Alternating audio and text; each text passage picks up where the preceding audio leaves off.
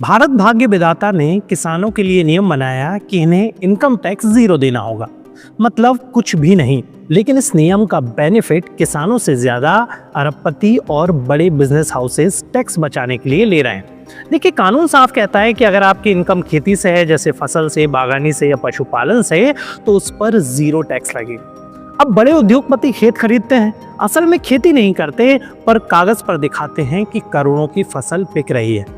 असली मुनाफा किसी और बिजनेस से आता है, पर कागज पर लिखा जाता है कि ये तो खेत से आया।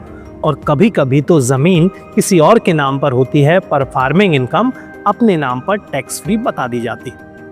आरटीआई से खुलासा हुआ है कि कई बार तो खेती से आय इतनी दिखा दी गई कि वो भारत की पूरी एग्रीकल्चरल जीडीपी से भी ज्यादा थी।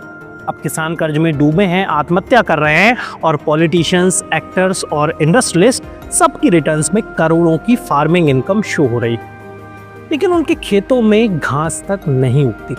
दरअसल पेच ये है कि खेती राज्य का मामला है, उसका कोई सेंट्रल डेटाबेस तो होता नहीं, इसलिए पकड़ना तकरीबन नामुमकिन है। कानून किसानों के लिए बना था, लेकिन असली ढाल अरबपतियों के लिए बन गया। इसे चेंज करना किसी भी सरकार के लिए पॉलिटिकल सुसाइड है, इसलिए लूप होल हमेशा चलता रहेगा।